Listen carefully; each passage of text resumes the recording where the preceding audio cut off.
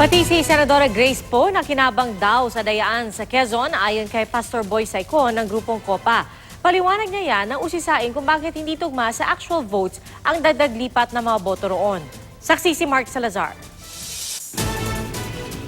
Ito ang gusali kung saan umano nagkaroon ng dagdag lipat operation o pagbawas ng boto sa ilang kandidato para idagdag sa mga kandidato ng Liberal Party.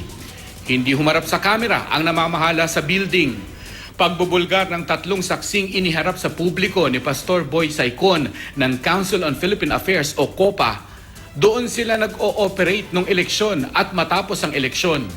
Kapuna-puna ang pabago-bagong bilang ng dagdag boto umano na sinabi ng mga saksi. Ang mga bilang ng nadagdag kay Mar Rojas umano sobra sa aktwal na boto sa official canvassing. Ang orihinal namang bilang ng umano'y dinagdag kay Leni Robredo sobra sa aktwal na boto sa official canvassing. Paliwanag ni Saicon ng usisain kagabi sa hindi tugma mga bilang ng kanyang testigo, hindi raw pala kay Rojas lang napunta ang mga sinasabi niyang inilipat na boto. Ang sinasabi nila, si Mar daw ang beneficiary din daw si Grace Poe, no? So this is not exclusive for the beneficiary of kay Mar lang.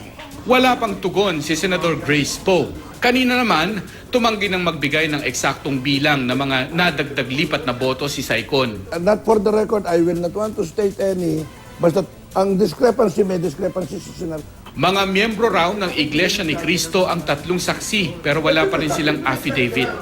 Bukas, pupuntahan daw ni Saicon ng Iglesia ni Cristo para mapag-usapan ng pagkalap ng mga ebidensya ng dayaan.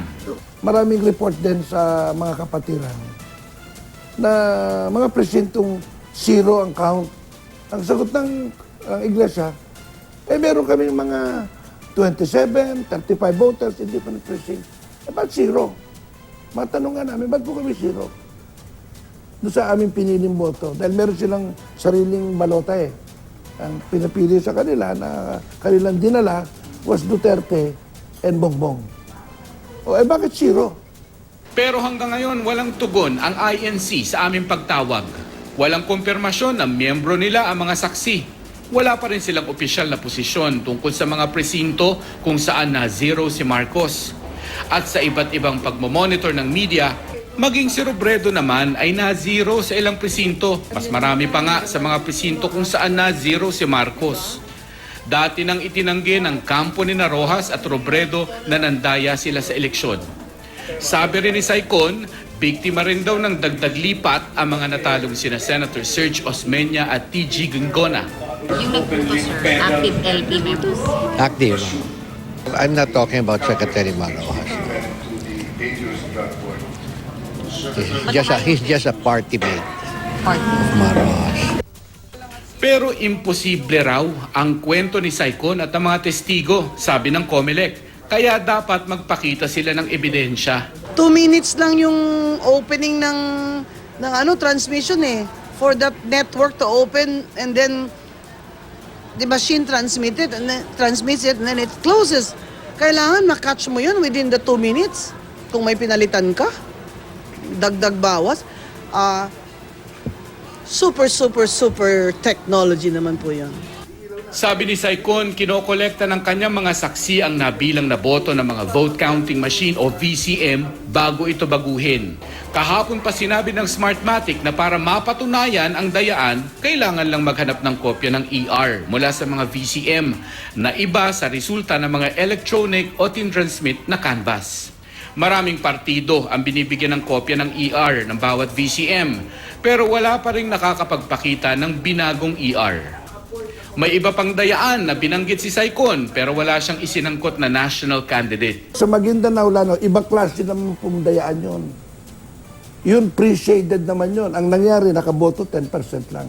Kasi doon, we have 35 witnesses, actual and footages, no? Na nangyari sa iba-ibang presinto sa Basilan at Lanao Sur. Ni Canyo ay ibang paraan, hindi Yeah. yung ganito. Iba naman doon eh. Bypass Iba. Ito, mas malawak ito.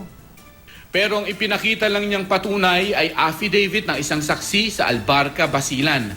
Meron na raw shade ang maraming balota sa mga presinto roon bago pa man ang eleksyon. Handa kaming tignan itong mga dokumentong ito at kung may mga testigo nga lalabas at handang magsalita at mag-execute ng mga affidavit, titignan namin yan. Bakit ngayon lang ito lumalabas? No? Mayo at 31 na ngayon, natapos yung ating halalan, Mayo 9. Ako, si Mark Salazar, ang inyong saksi